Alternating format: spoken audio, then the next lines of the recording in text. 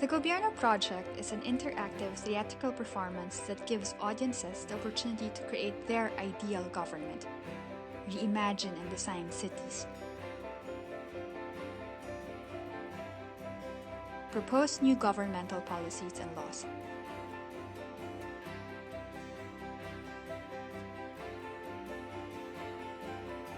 to be shared and recorded in their own documentaries.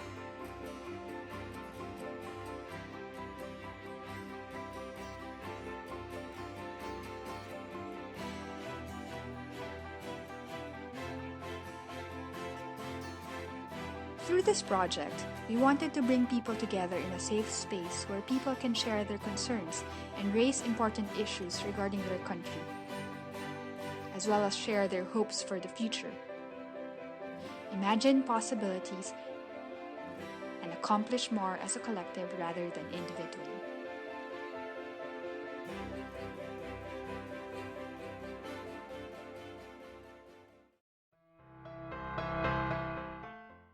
The project that I've been doing over the last year actually has been prompted by the 2018 general elections in Malaysia, which opened up opportunities and spaces to discuss and involve young people in political discourses a lot more. And one of the other areas in which there's been now a heightened interest is in digital media literacy. Now, a lot of things have happened since that milestone elections in 2018, but what remains is that we have seen basically the genie is out of the bottle, that in fact we do need to have much greater participation among young people claiming a stake in the national politics. Very quickly, the project that I've been involved in has involved or at least has included doing sentiment analysis on social media to try and understand how young people converse online, particularly on Twitter, looking at different languages, what sort of issues that spark their interest or generate reactions, and using that, then we try to also open up topics for discussion. A lot of it has revolved around the environment, political processes, getting involved in politics, what to do with the lowering of age for voting, what does it mean as a young person, and also, you know, showing a lot of concern also about the levels of ethno-nationalism in our political discourses. So we've used the feedback from our analysis to open up these conversations with different groups. Our team has also worked with UNICEF and other youth bodies to launch and carry out webinars and workshops for young people on digital media literacy, to be able to distinguish false information or accurate information, how to be a much more literate person, especially on social media. Now, our project has allowed us also to reach out to different groups of students and associations who are now interested to take this on and sort of expand these activities. So we are still talking to some of these groups, but this project has really allowed for conversations among young people and also with other stakeholders to really raise their participation and their stake in the public discourses.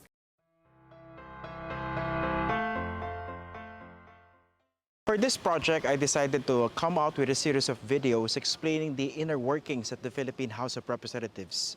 For instance, how certain big businesses are affecting the process of legislation, how they are influencing, if not controlling, certain congressmen in making policy decisions, in making certain pieces of legislation.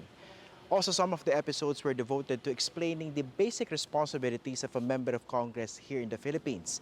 And also why, for instance, there's a lot of jostling for position when it comes to the selection of members of the certain committees at the Philippine House of Representatives. These, I think, would be able to help Filipino voters make sound or good decisions in next year's elections, especially in selecting members of the House of Representatives here in the Philippines.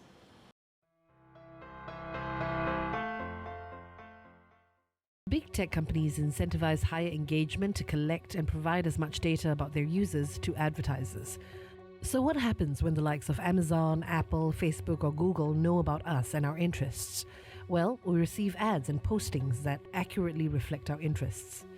And when we see things we like, It maximizes the time that we spend on their sites. A passive selective exposure, a nudge to our behavior. It's a virtual cycle, a confirmation bias machine. So the truth has a habit of being boring, even a little dull. However, conspiracies are exciting. And as we know, rumors and conspiracy theories have long been around. So what's the difference if they occupy the online social network? Hi, my name is Tina Camelia, and I'm a journalist who's been studying misinformation within the Malay-speaking online community. Everything you've just heard is a broad overview of the infodemic that the world is currently facing. However, when we zoom into targeted populations, and as the lines between social media and news media become more blurred, just as much as geopolitics, language, and cultural practices play a crucial role in the effective dissemination of hyper-localized disinformation campaigns, tackling misinformation too requires a refined approach. Because while there are public discourses on misinformation both in online and physical spaces, they have largely been in the English language for the urban educated, hardly the most vulnerable group when it comes to the threats of misinformation. And without the language and literacy to engage in nuanced conversations about misinformation, can its threats really be understood? So let's start with a simple idea, an introduction to the history, science, and business model behind the mainstreaming of misinformation and how it influences user behavior from the idiot box to the voting box.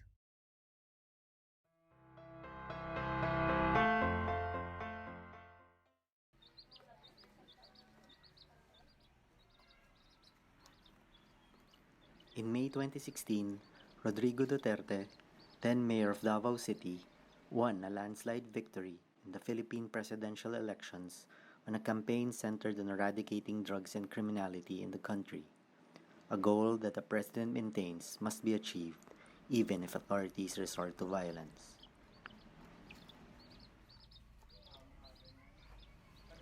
As of December 31, 2020, government figures revealed that 6,011 had been killed in police anti-drug operations, mostly from poor families across the country. Meanwhile, 23,327 deaths are still under investigation, including those killed by unknown gunmen and vigilantes.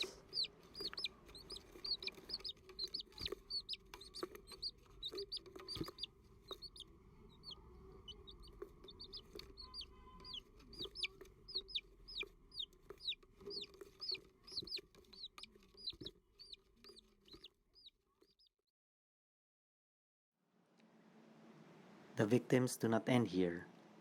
Beyond this death toll, thousands more continue to suffer from the violence and trauma of this government's drug war. They're the fathers, mothers, widows, and orphans left by the dead. They too are victims.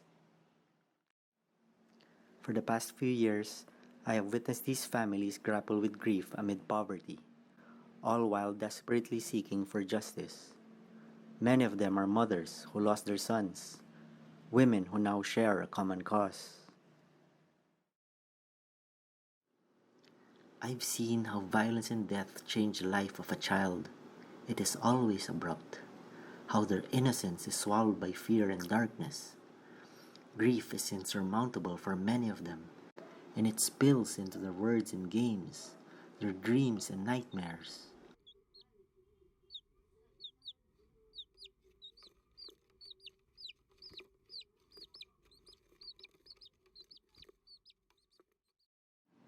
But there are also those who refuse to be victims. In community rehab programs, I witness how the very people dehumanized by Duterte's drug war refuse to be reduced to their sins. Every day they are scared. Every day they are tempted.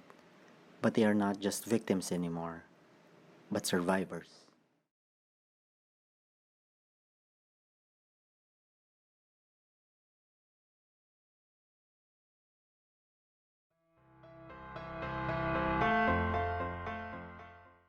A history of pandemics will reveal that xenophobia is part and parcel of pathogens.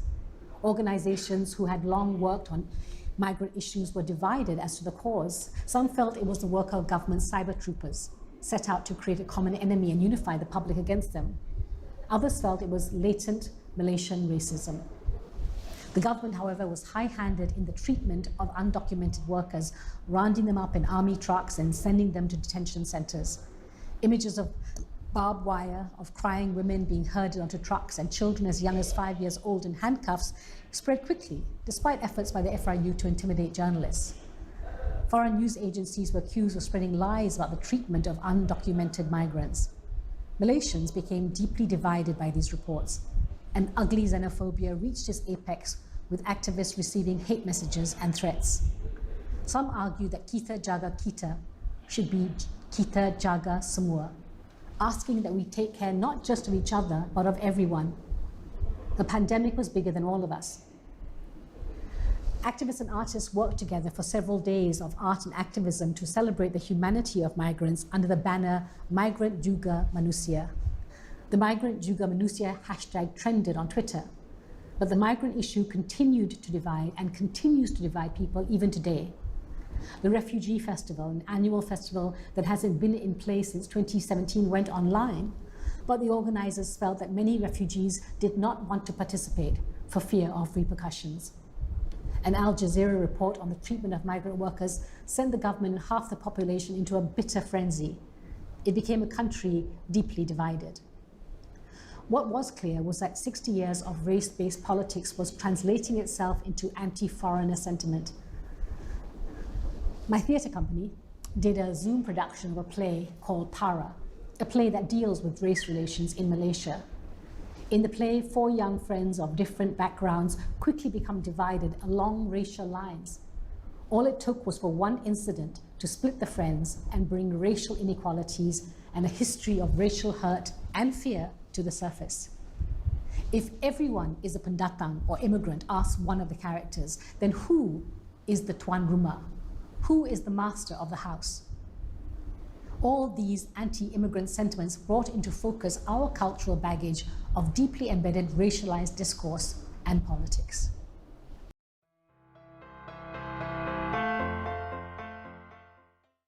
Watching this spectacle of terror night after night, I felt a deep unease welling in me.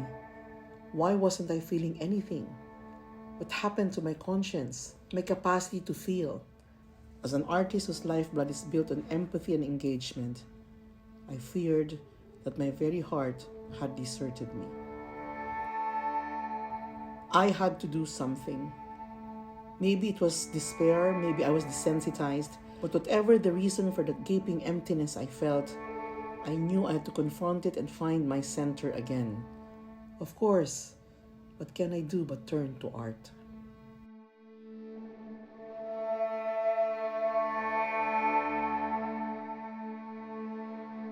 I called my friend Maynard Manansala, a playwright, and together we found ourselves with the mothers, the children, the widows and orphans of the so-called war on drugs. I wanted to hear their stories for myself. Passing reports of how and when their lives were brutalized did not suffice. I was interested in conversation. I wanted to listen to their hearts as a way of listening to mine. In the face of unspeakable violence, I wanted to know, how do we feel? How can we cope? What can we do to assuage, to survive, and perhaps to fight back? How can we restore the dignity and humanity, not just from the victims and their families, but from all of us fellow citizens who bear witness daily to mass murder and impunity?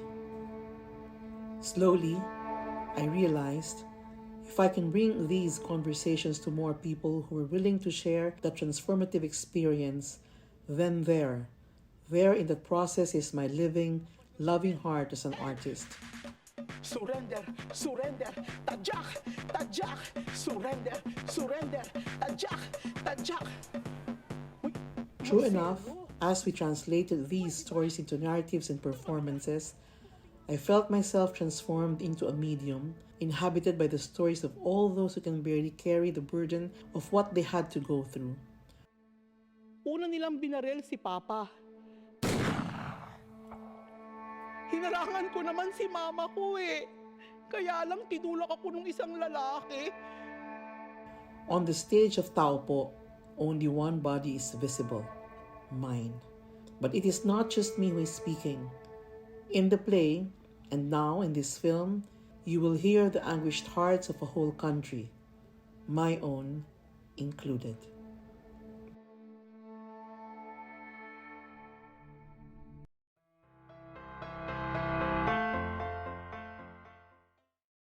Hi, so my name is Kira. I am the co-founder of Undi 18. So I think it started when I was in university. One day, one of my seniors actually said that, hey, I am going to do an Orang Asli trip this weekend. Like, do you want to come along with me? So I went in, I saw how what kind of program that could be done. So we did art programs, we did literacy programs, and we also brought medical supplies and things like that. And I just realized that, again, like, you know, I'm able to afford to live in a city, I'm able to pursue what I want to study and things like that. And I'm just like, okay, how can I use my energy and my time for something good? Since then, I was always very interested in encouraging people to speak up and getting people to run for leadership positions.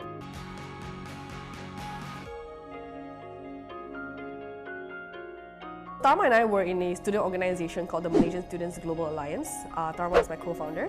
So through the organization, we had a network of about 16, 17 student organizations around the world who were all headed by Malaysian students.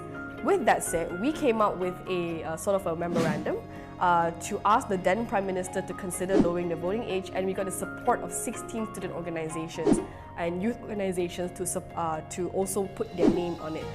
When we launched on social media, coming up saying that, hey, this is what young people want. We represent this group of young people and we want this law to be changed. We graduated university, came back to Malaysia, started speaking to politicians on both sides. We spoke to young politicians, old politicians. We went to forums, having a really thick face and just be like, excuse me, YB, I have a question. What do you think about lowering the voting age? We started speaking to teachers, students, we ran focus groups, we even ran forums and all these awareness events. So we tried our best to show that yes, there's actually a huge interest from the public to see the voting age being lowered. And then we started speaking to politicians, and when the election happened, and it was on the Pakatan Harapan's manifesto, the Minister of Youth and Sports, YB Said Sadiq, made it his mission to push it through cabinet and started lobbying officially as the minister to all the MPs and senators.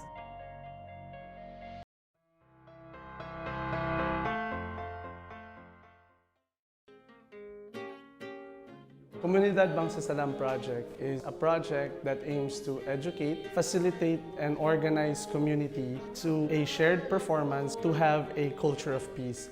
From the word itself, Comunidad Bangsasalam, it is a community that brings a nation of peace. I see it as a bridge because it connects the artists and the local community. The local community were able to share ano yung gusto nila. Tapos, we artists, kung ano yung gusto natin na bigay for them to be able na maidala sa taas. It is also a way to educate and train youth to be leaders. And also help the students and the people to think that there are a lot of possibilities that peace is possible, that every individual can help in promoting peace. Na kung saan talaga po yung dala is peace, kapayapaan. So ganda i-share sa ibang tao na this is what we want, parang this is how we achieve peace.